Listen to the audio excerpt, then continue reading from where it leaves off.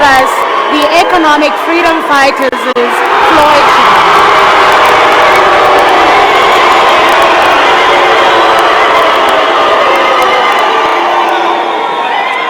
Also joining our conversation this evening, we have eNCA's resident analyst, Angelo Fick.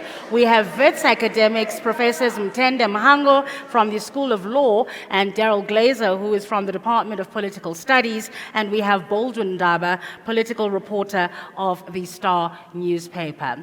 Right, I'm going to welcome my guests. Thank you so much for joining us this evening.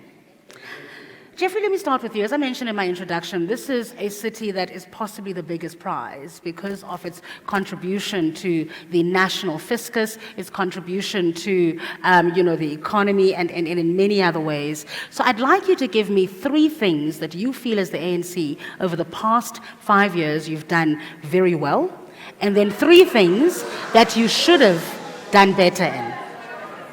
Thank you, Siki, and good evening to the viewers at home. This is a well-run city, a city that's the highest spender in capital infrastructure. This is a city that is being stitched together from the previous disparate separation and segregation by apartheid.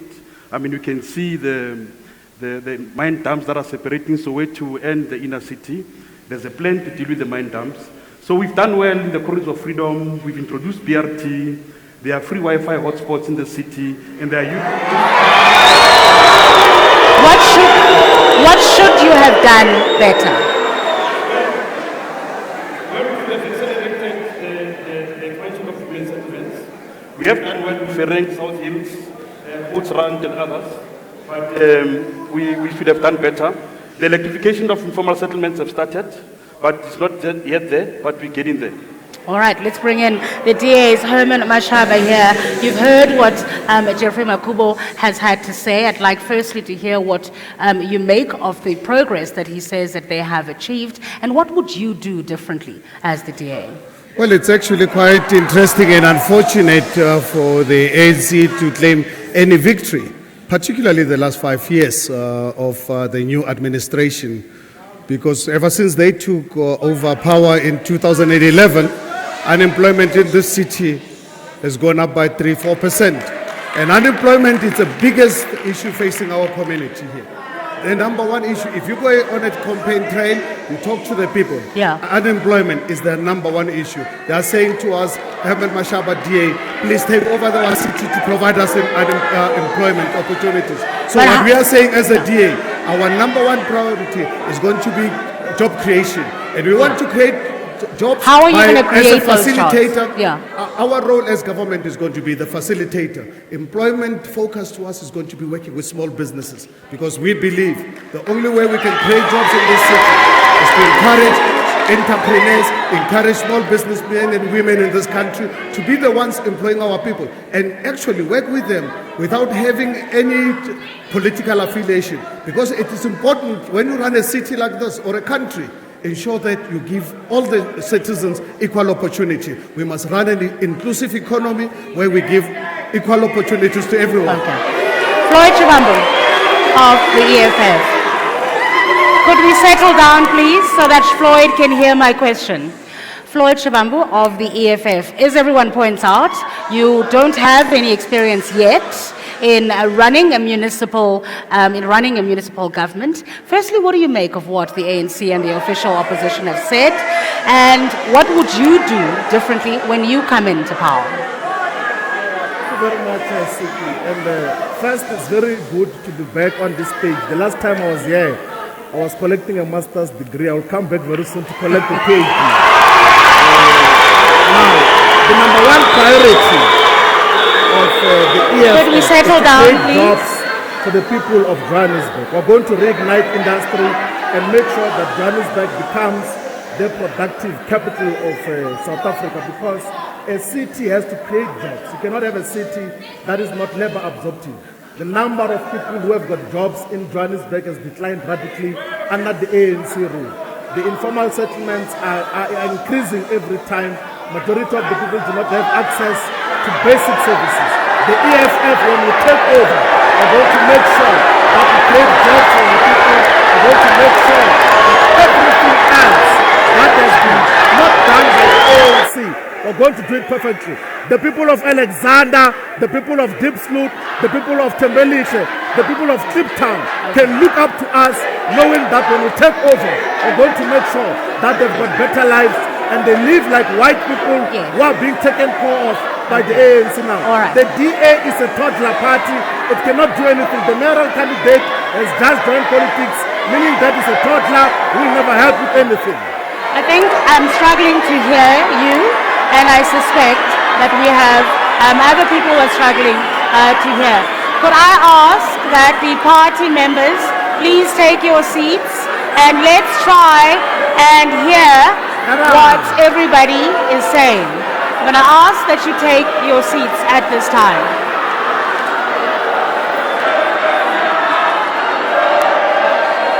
We're going to take a short break while we try and get some calm in the room to ensure that everybody can hear what's being said.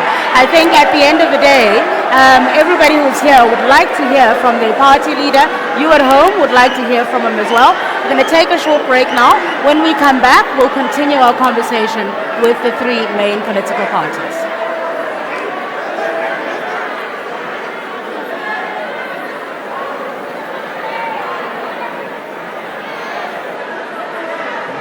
Ladies and gentlemen, you have just had 4 minutes of your own party leaders speaking from here. We cannot shout only. This is a TV broadcast. We cannot shout only. If that happens again in interrupting this debate, your leaders don't have a chance to speak. Please, give them a chance to speak and listen. Please stop that. Listen to what they're doing. Please.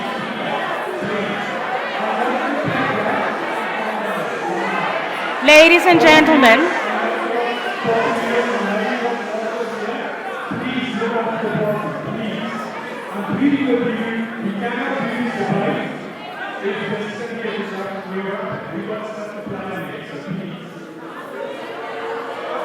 ladies and gentlemen, can I ask you a massive favor? A massive favor.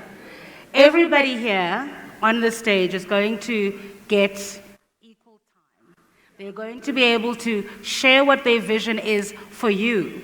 Now, if you make a noise while they are talking, you're not going to hear what that vision is, right? And as a country,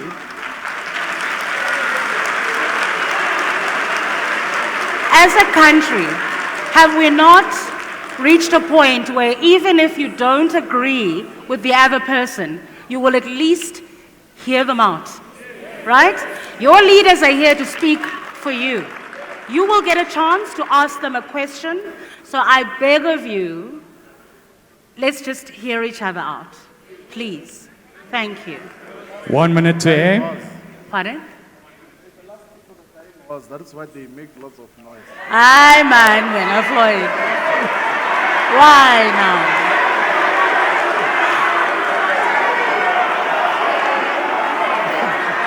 $50 seconds. 50 seconds.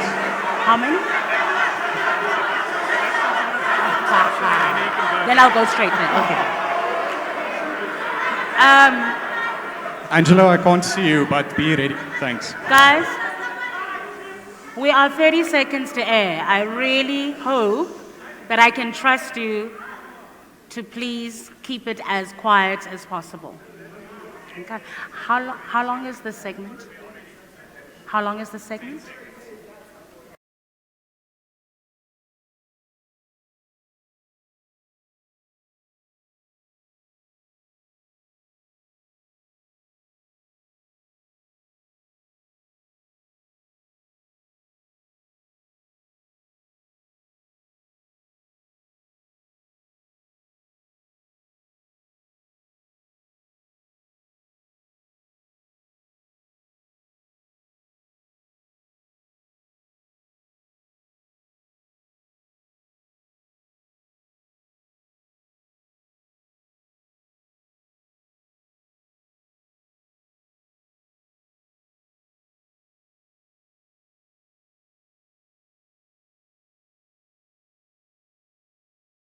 they made the point about the fact that, unemployment is a massive issue. We know there's rapid urbanization, many people migrating to this particular city for opportunities, and yet we sit with this massive unemployment problem. What have you done about it? Well, it's the job of government to create an enabling environment. However, we as a government have created programs that specifically target young people, unemployed young people, and we work with industry to create jobs. Government alone cannot create jobs. So we've partnered with the private sector, a few companies, AB InBev, Massmart, to create jobs and entrepreneurship for young people, to participate in the value chain. However, not only do we rely on the private sector to create jobs, we target young people through what we call the Josie at Work program. It's a mutual co-production where we deliver services with the people in their locality, and then we pay them for those services. So it's not only that we're not dealing with the issue of unemployment, we do deal with the issue of unemployment. So we sit with these massive numbers, they keep growing. Youth unemployment is a massive problem in the city of Johannesburg. I think the latest stats were put it at something like 34.1%. Why does it feel like you're forever playing catch up and not getting in front of this problem? Not true. Development is not finite. You're receiving 10,000 people into Johannesburg every month and growing. And you have to create living space, you have to create economic opportunities for those people coming to Johannesburg. They come looking for gold and gold is gone. So the nature of the economy has changed and we are adapting with the economy, which is why wherever there's a mismatch between skills and available jobs, we've created massive open online universities so that youth can improve their skills, youth can have access to job market, and they can have skills to render the Isn't that fair enough? The global economy is going through massive turmoil right now. It's not just South Africa or the city of Johannesburg or Gauteng that's going through the current economic situation. So should we not give them a break? Well, unfortunately, how can the ANC expect us to accept this? We understand there are global economic challenges, but let's look at Stats SA unemployment numbers just released recently. Johannesburg today sits with 870,000 unemployed people, big percentage of them being our youth. Shedding today, Johannesburg lost 750 people. Every day, statistically, Johannesburg since the beginning of this year is losing 750 jobs a day.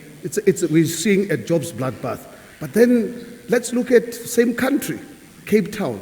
At the same time when Johannesburg is losing jobs, Cape Town is creating jobs. So this shows you it's a question of leadership.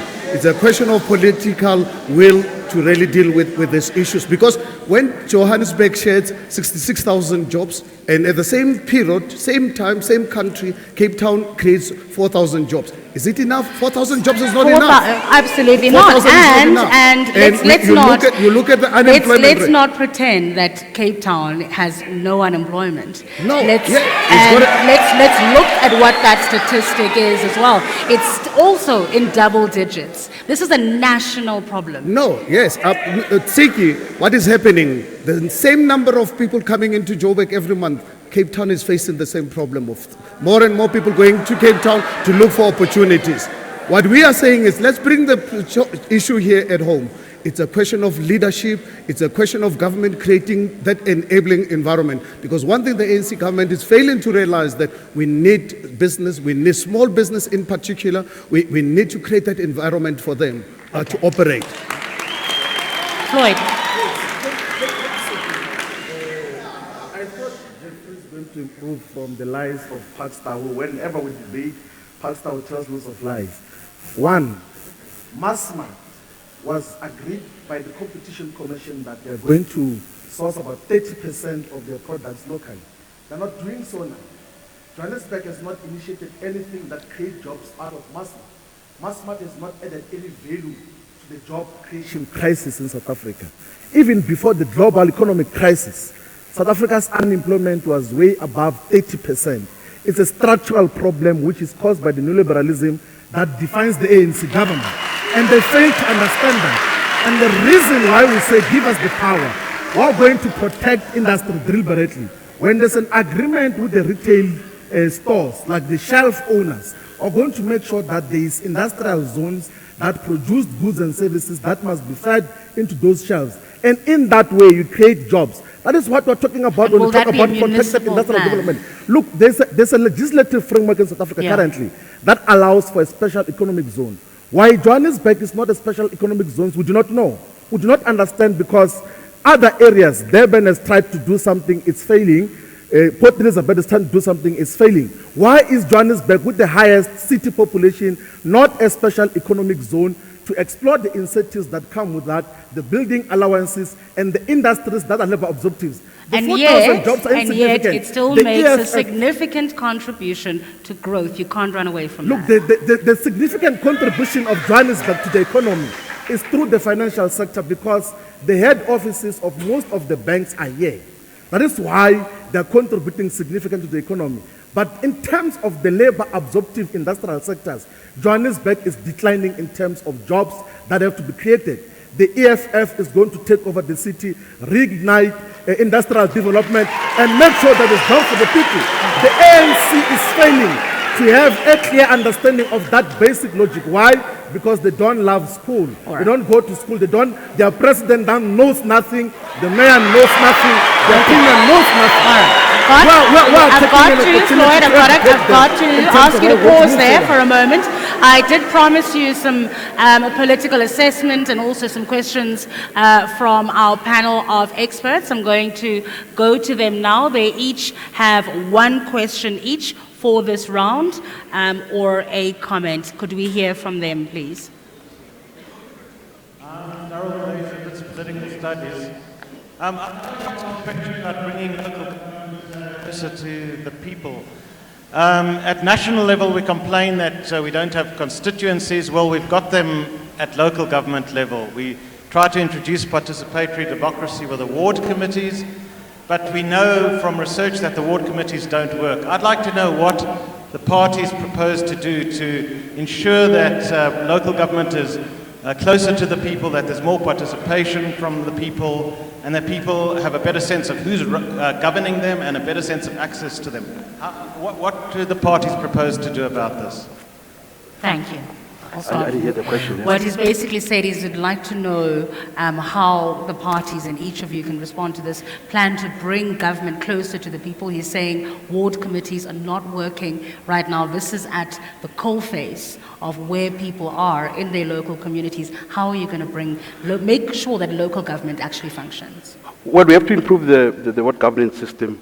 However, in the last 3 years, in Joburg, we've introduced what we call community-based planning and community-based budgeting, where we plan and budget through what we call community conversations at a ward level, and then of course it cascades to a regional level, and when we call the IDP level at the Joburg level, we respond to what the people want and we work with the people. As I said, mutual co-production is producing with the people, delivering with the people in their localities. So we're already doing it. We're not planning to do it. You know, the first thing that we'll do as the DA, when we take over power on the 4th of August, immediately ensure that we have professional civil service. We'll do an audit of all, particularly senior positions, to ensure that we can have people who are committed to serve this country. But at the same time, how do we then reach the communities? We need to introduce mobile delivery teams to ensure that our people are there on a regular basis, to go out into our communities, go out, report to us, so that we can really be able to really drive the process to understand what people want out there. Lloyd? Now, look, more than what committees, what the EFF is going to do when we take over Johannesburg, and not only Johannesburg, many municipalities across South Africa, our councillors are compelled to have at least one community meeting with their ward members a month, at least a minimum of one community meeting, so that they're going to listen to their cries. And the manner in which we're going to deal with the ward challenges, we're going to introduce a very efficient and effective ward-based budgeting. That for each and every ward there will be a budget that is allocated to say that these are the interventions that we're going to be dealing with as the EFF. And the people who are going to decide what are priority interventions that are going to be dealt with are the people in the community. That's what is going to happen. And our councillors are going to make sure that their cell phone numbers are available 24/7 to everyone who wants to consult them and speak to them about any issue. So that is the consultative nature, the deliberative nature which we're going to deal with when we take over the municipality of Johannesburg. All over South Africa as well, we're going to do that. So get ready to be prepared for community meetings once per month. That is the effort for you. We're going to take another question from our panel of experts. eNCA. It's a question to all three panelists, and it has to do with political tolerance in South Africa. So in the wake of August 4, 5, and 6, we all have to live together in this one city despite its divisions. And in this electioneering, we obviously contest very fiercely because the stakes are high. What are each of your parties going to do to ensure that in the wake of the election results, all of your supporters accept the results and those who won work together to provide a benefit in local government for everybody? Thank you. Did you get that? So Angela's question is about political tolerance. He says, obviously, during the run-up to an election, there's robust electioneering and what we saw a little bit earlier. What are you going to do on the 4th of August then to make sure that, firstly, your supporters accept the results of the elections and that you actually, in some areas, are going to have to work together? Let's start. We are a politically tolerant organization. We don't disrupt anyone's rallies. We are a democratic organization. So even if we lose a ward, we've lost a ward before. We've lost Ward 58. Even if when we lose a ward, we just accept the results. But come August the 4th, the two parties that are here must accept the results because we have won.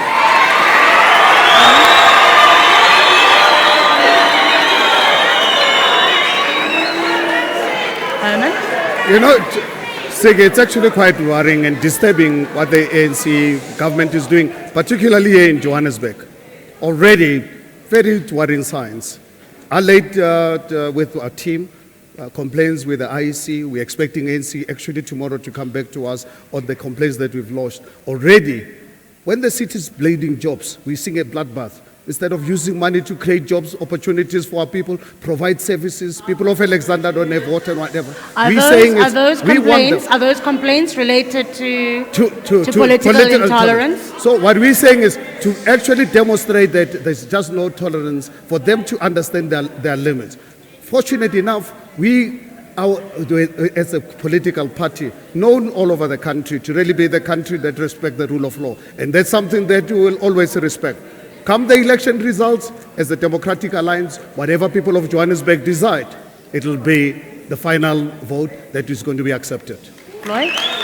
Now look, Siki, what we're going to do as the EFF, we're going to, on the 3rd of August, call the South African Police Service to deploy more people to guard our communities, to guard public infrastructure, because when we take over, these people of the ANC are going to burn the townships. They're going to burn buses. That is what they do. They even kill each other amongst themselves. They kill each other when they disagree with the mayoral candidate in Tshwane. They kill each other inside their own organizations. The JMPD here in Johannesburg is deployed to go and remove posters of the EFF. There are so many instances where the police of the Metro of Johannesburg are seen to be removing posters of the EFF all over the city here. That is how intolerant they are. They are scared of us. They've even got a broadcaster here, the SABC, that is abusing their power to close the EFF because they're scared of our power. But we're going to make sure that when we take over as the EFF, there is stability, there's a smooth transition. We hope they're going to hand over power because they are not able to live without power because they use the power for corruption, they use the power for patronage. And if, very quickly, if you don't win, will you ensure that your supporters accept? Look, the EFF has never disrupted even a single meeting of any political party. The EFF has elected more than 4,300 delegates. Not a single person was killed. Not a single person was beaten up because they did not succeed in the councillor selection process. We've got all the candidates here in Johannesburg. We're not a violent party, we're a party of peace. right. We engage robustly, and I we have to we cut you hope off there, that the Floyd. ruling I party have is to going cut to you live off with that there. We've got to reality when we take over. got to take a short break. When we come back, we're going to get some questions from our audience. Stay with us.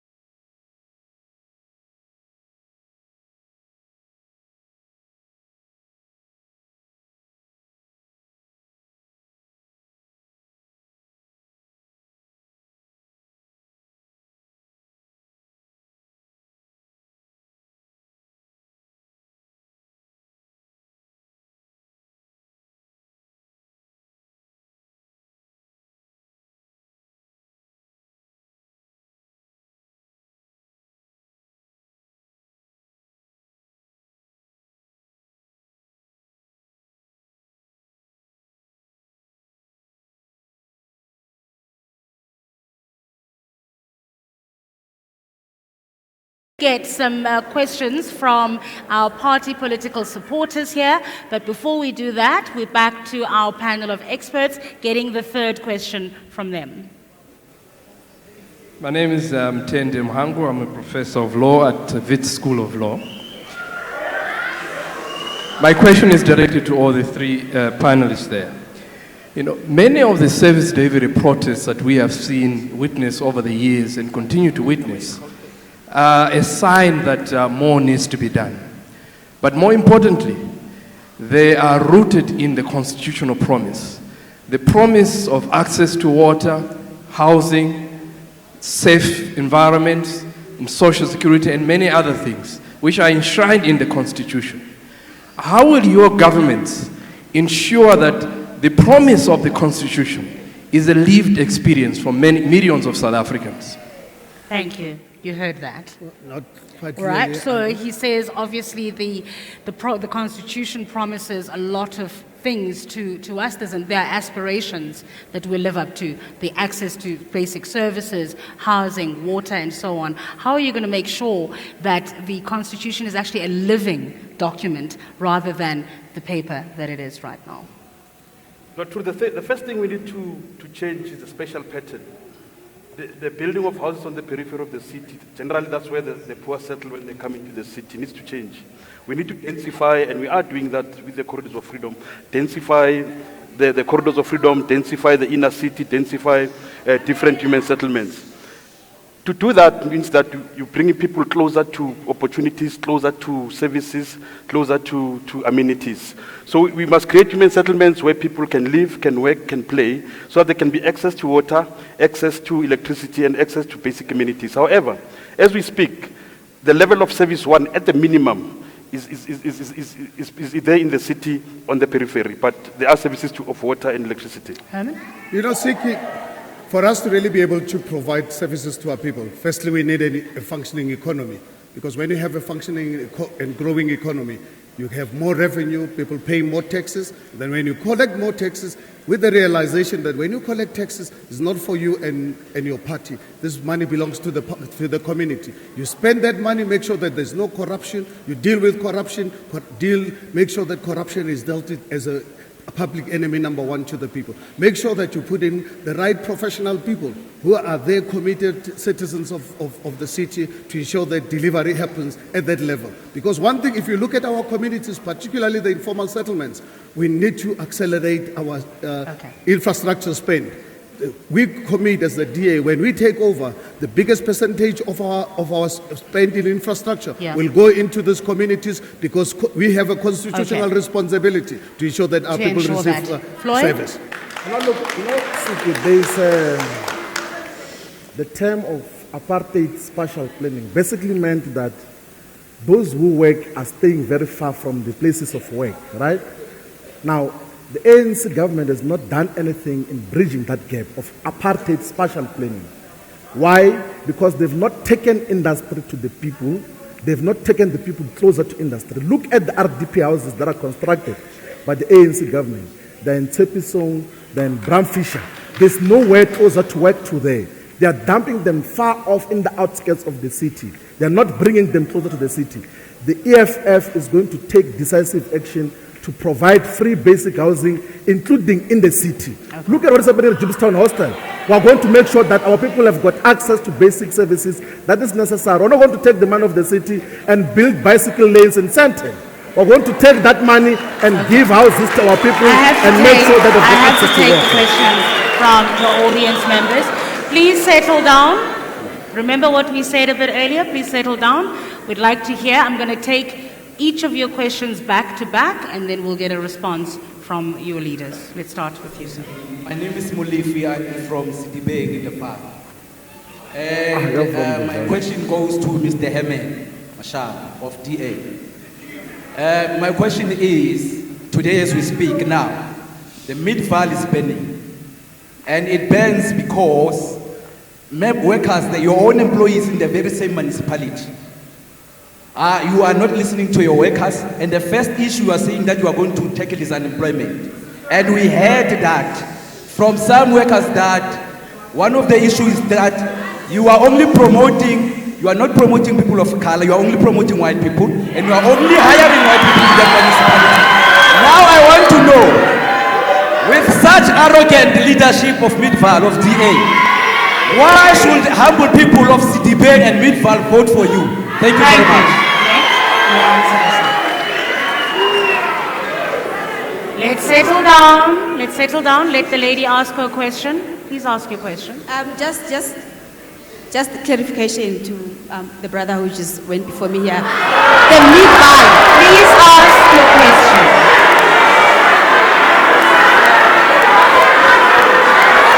The question was posed. Please ask your question. Please ask your question. I have. Please ask your question. No. I have a question for Mr. Mashaba. I'm seeing now on the Ipsos poll, the DA is at 35. It's leading the pack. Now the fact that the DA can win City of Joburg, it's now more of a reality.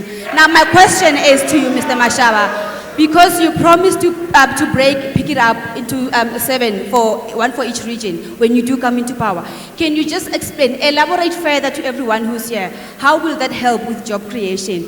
And FYI, the Midval is caused by the SABU, the ANC-affiliated SABU. Thank you very much. Please pass the microphone to the gentleman behind you. Ladies and gentlemen, let's settle down. Let's settle down. Let's settle down and let the gentleman ask his question. Please ask your questions. I've got a question for the Deputy President of the government in waiting. In the previous debate, the outgoing mayor of Johannesburg, Parks, now lied and said the people of Alexander, Diepsloot and Ivory Park uses bicycles as their primary mode of transport. And just now, Mr. Makubo just lied to say they deliver services in consultation with the people, but the people did not ask for bicycle lanes. My question, Deputy President, is that, what are we going to do for the people of Alexander, for the people of Diepsloot, in terms of the backlog of housing, since there's not enough space in Alexander and Diepsloot to build them houses? All right, thank you very much. Thanks for your question. All right, ladies and gentlemen, let's give your political leaders a chance to respond. Herman, I'll start with you. Well, I was given two questions. Firstly, by our friends from the ANC, who are today disrupting the municipality of Midvaal. They know very well that SAMU, which is part of the Tripartite Alliance, is busy trying to destabilize our communities. And people of Midvaal are not going to be held to ransom. People of Midvaal would really see through to ensure that at the end of the day, this ANC government will never actually be able to really govern that municipality again. Actually, they have to really learn from one of their mayors. One of their mayors made a statement to them a few months ago. He says, ANC, please learn from Midvaal, because where ADA governs, things are better for our people. Can you deal with the question of unemployment? Unfortunately, please deal with the question of unemployment. There's violence that we're seeing in Midvaal today. It's fueled by the ANC. And secondly, the issue about pick it up. I've made it clear, and I'm making it clear to people of South Africa and Johannesburg in particular. Yes, this entity run by the ANC to give employment opportunities to our bodies with the board of directors, with the CEO, the managing director, who's today on suspension. That managing director should have really been fired because he has failed to clean our city. I've given a commitment and I'm giving a commitment to people of South Africa, of Johannesburg. When I take over on the 4th of August, pick it up, I'm going to break it up into 7 entities. We are out of time. We are out of time. I need to give Floyd a chance to respond. Just quickly, Siki, is that a quick advice to Brother Mashava that when you don't know your answer, you must say, I don't know. Like, I don't know slightly we're in Midvaal. Please respond to the question about what you're going to do for the people of Alex and Diepsloot. Yes. What we're going to do in Straightline, in Diepsloot, in Thembelihle, where there's a concentrated number of people who, most of them are performing menial jobs in the neighboring suburbs and all those things. We're going to provide quality shelter, which is high-rise buildings. We're not going to evict them and go and dump them in the outskirts of the city, far away from where they work, because just 2 weeks ago, the outgoing mayor of Johannesburg admitted that majority of workers in Johannesburg spend more than 50% of their income on transportation costs. And we're going to deal with that decisively. We're not going to deliver bicycle lanes. It's not true that the people of Diepsloot, the people of Orange Farm, the people of Alexander utilize these bicycles every day. They've never asked for bicycles. They've asked for houses. They've asked for water. They've asked for electricity. Okay. They've asked for flushing toilets. And that is what the EFF is going to provide when we take over the municipality on the 3rd of August. Let me give you a chance, Jeffrey, to deal with this issue of the bicycle lanes. It keeps coming up very briefly. No, I think we need to deal with product development. I mean, Floyd, it seems like he read our document on corridors of freedom, because high density human settlements in Alexander is our document of the corridors of freedom. I don't know why. It's a document. It's a document. The linking of settlements, the linking of settlements to opportunities through bus rapid transit system is the program of the ANC. Thank you for reading our documents and copying. We're going to take a short break. When we come back, more from here at the Wits Great Hall. Stay with us. No, we'll come back to you. I'll come back to you too.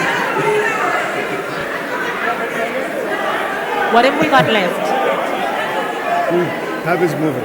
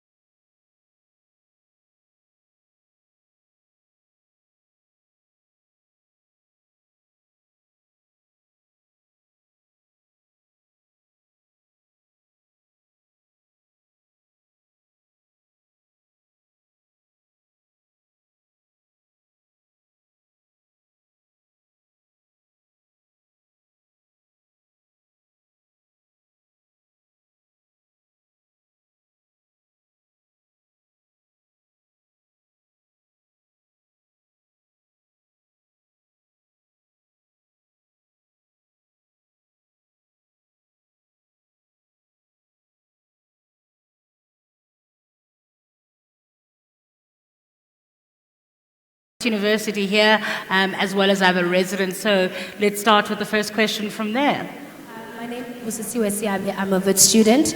This question is particularly to the EFF. I am very interested in their idea around building, this economic hub in Gauteng. Now, I doubt that the ANC and the DA can answer, so they can just wait a bit. Leadership of Florence, I'd like to ask you a question. We can't, hello, hi. We can't hear her. Could you just, yes.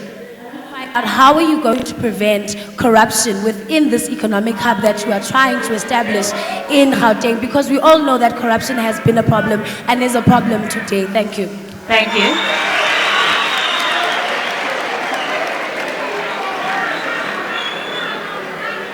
Yes? Good evening, everyone. My name is Molefe, environmental engineer. Okay, I have one statement for ANC. Basically, what happens in the president office will always happen in all levels. Unfortunately, I cannot make out what you were saying. I need you to speak slower and louder, please. Okay, I have a statement for ANC and I have a question for the EFF. No, pick one, please. Okay, let me just spread it to all of the panel. What I'm saying is, I'm a graduate, I am working, and I'm still struggling. I'm still posing things to play away that I can get a house, get a car, and everything. What I want to know is, since they are promising jobs between the lower class, middle class, and the higher class, can they elaborate in detail what each do they mean when they say it's going to be a living wage? All right. Is in their job creation, in the job creation promise, can they explain what do we mean by a living wage? Okay. The jobs that we're gonna get as graduates for All a right. living wage, can they explain so that we can know why are we studying, how far should we go? What is the benchmark? Thank you very much. All right, I'm going to give you a chance to respond. All of you talking, it's a young person. He's talking about, he wants concrete examples of exactly what you are going to do to create these jobs that you're talking about. It's a question for all of you. And Floyd, when we get to you, please also deal with the question on how you will prevent corruption. I'll start with you, Jay. I think we put a plan on the table around dealing with joblessness and unemployment. And it's got to do with providing services to the city, and of course working with the private sector. And I repeat, working with the private sector. If you didn't know that there's a UDZ in Johannesburg, was Maboning built? There's a UDZ in Johannesburg, urban development zone. So you don't know that. You don't know that there are tax incentives in Johannesburg. I think go. Real estate is real economy. So what we do is that work with the private sector to provide opportunities for young people. I still maintain that government and government alone cannot. Now, the nature of the economy of Johannesburg is such that it's tertiary services. How then do we get young people, like he said, is skilled into the economy, because it's tertiary institutions. So what we work with the neighboring municipality, Ekurhuleni, for instance, we assembled the BRT here to create jobs. We didn't import them. We assembled them in Germiston. We're creating a factory in Ayrton to assemble the phase 1C buses of the BRT. That is creation of jobs. All right. For us, if you look at Please settle down so we can hear what Mr. Mashaba has to say. You look at the unemployment rate that is ravaging our societies, the biggest casualties are the youth. What we planning to do for them when we take over, it's what we call Schools for Skills program, where we can actually train our youth to understand the dynamics of business. You want them to know, when you run a business is about making profits, because when you make profits, you employ our people, you pay taxes. So, and that's something that we need our people to understand. What we will do over and above that, government tenders, we're going to break them up into small pieces, and we're going to make sure that our tender processes is transparent, open, so that more and more of our young people can have an opportunity to tender for these tenders without them being DA members or being associated with a group. Now, just quickly, is that I must educate Geoffrey to say there's a huge difference between an urban development zone and a special economic zone. We're going to take him through in detail when we go backstage later on. Now, it's not true that there is a labor absorptive assembling point in Johannesburg. He's even speaking about Ekurhuleni issues. And assembling of products, of cars and everything, is not labor absorptive in the current fourth industrial revolution that is happening all over the world. Because the components that are building those buses are not made in South Africa. They come from somewhere, they just come and assemble here. It's not labor absorptive, it's not giving jobs to our people. We're going to deal with that differently by supporting industries that create jobs. Now on corruption, we are the only political party that can speak against corruption. Already we have made Jacob Zuma to fight, to pay the 7.8 million. We demanded that we must pay back the money in parliament, and we're delivering already before we're even government. And the most important component of how we deal with corruption is to abolish tenders. If you use tenders to deliver services, you are going to hire a consultant who takes the money, we hire a tenderpreneur who must pay bribes because it's a competitive space. The EFF is going to employ excellent project managers, employ ordinary people, give them jobs to deliver services to our people. In that way, we have decidedly dealt with the corruption sickness that is defining the whole of South Africa local government sphere. We're going to take a short break. And when we come back, we'll get some closing statements from our panel members. Stay with eNCA.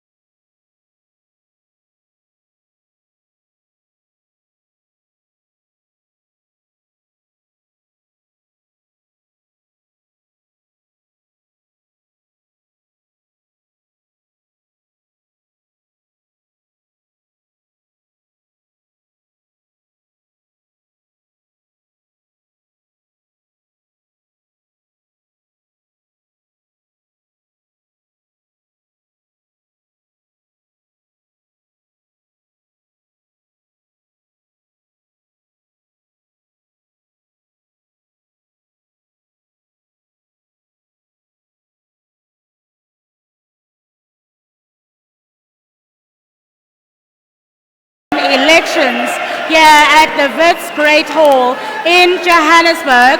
We're wrapping up our debate now, and I'm going to ask each of our panel members here to give us their closing statements, tell us why they are the best person for the job.